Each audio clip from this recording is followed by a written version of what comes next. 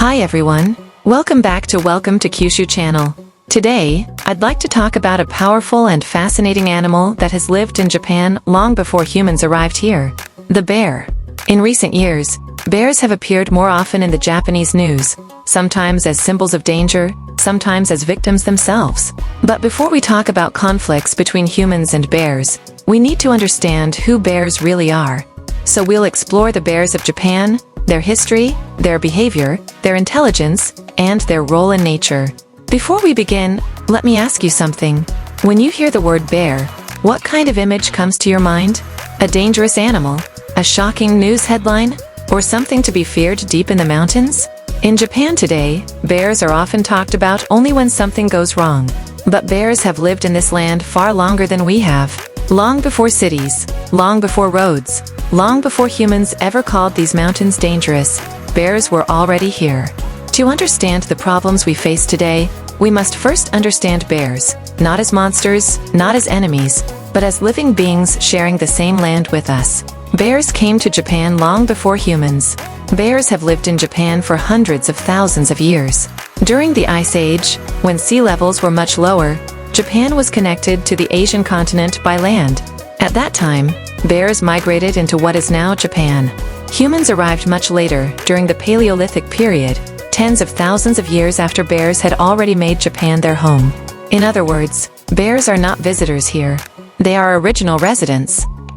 The two bears of Japan. There are 8 species of bears in the world.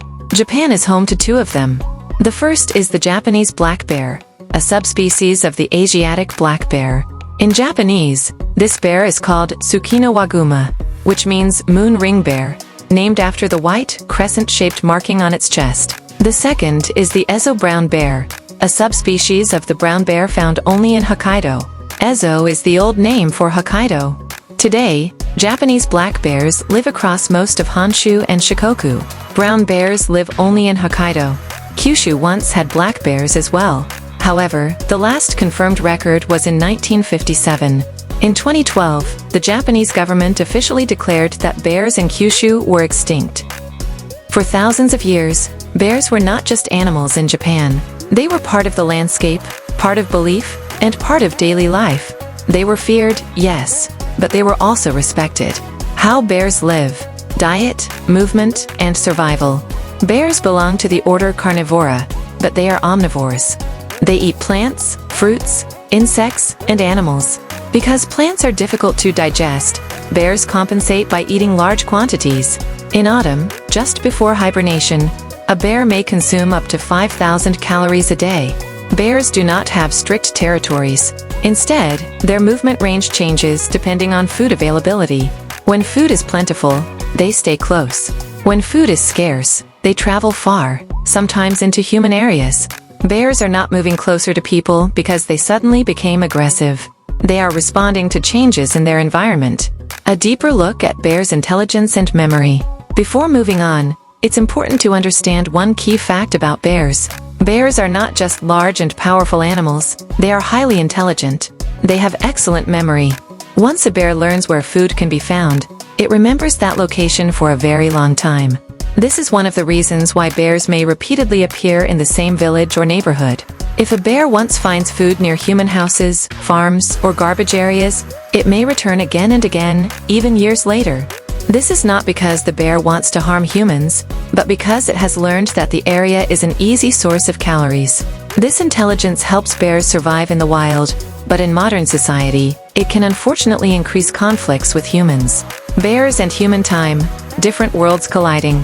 Bears live by a completely different rhythm than humans. For thousands of years, they have followed natural cycles, the growth of plants, the seasons, and food availability. Humans, on the other hand, live by clocks, schedules, and artificial environments. As human towns expand deeper into forest areas, these two different worlds begin to overlap. When a bear enters a human settlement, it is not intentionally invading our world. From the bear's perspective, humans entered theirs first. Understanding this difference in perspective is essential when we talk about coexistence, daily life, seasons, and hibernation. Bears are generally active during the day, especially in early morning and late afternoon. However, When they approach human areas, some bears shift their activity to nighttime to avoid people. Seasonally, their behavior changes dramatically. In spring, after waking from hibernation, bears move slowly and rest often. In summer, they avoid heat and stay active during cooler hours. In autumn, everything changes. Autumn is the most dangerous season. Bears eat constantly, sometimes even at night, preparing for winter. They hibernate for 3 to 7 months, without eating or drinking. Unlike humans, bears do not lose muscle or bone strength during hibernation. When spring arrives, they can immediately walk, run, and climb. Pregnant females give birth during hibernation, caring for their cubs until spring. Mothers, cubs, and defensive behavior. Many dangerous encounters involve mother bears with cubs. Male bears may kill cubs to mate with the mother again. Because of this, mother bears are always on guard. If a human encounters a mother with cubs, she may attack, not out of aggression, but out of fear and protection. This is why understanding bear behavior is so important. Most bear attacks are defensive, not predatory. Bears as key players in forest ecosystems. Bears are not just residents of forests. They are caretakers of forest ecosystems. By eating fruits and spreading seeds through their droppings, bears help forests regenerate. Some scientists even call bears forest gardeners. If bears disappear, the balance of the forest may slowly collapse. Protecting bears is not just about saving one species. It is about protecting ecosystems that humans also depend on. A changing landscape. So why are bears appearing closer to people today? The answer lies mostly with humans. Traditional Satayama landscapes, the semi-managed woodlands that once formed a natural buffer between villages and the deep mountains, have disappeared. Abandoned land has turned into dense forest, removing the boundary between humans and bears. Deforestation, development, and climate change have also altered food availability.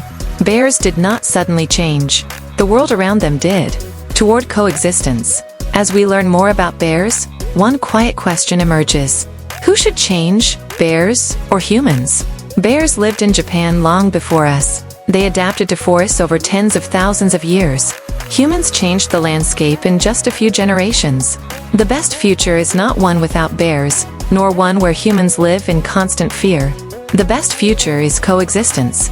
Coexistence does not mean perfection. It means effort, understanding, and respect. Thank you for watching, and thank you for taking a moment to think about how humans and bears can share this land.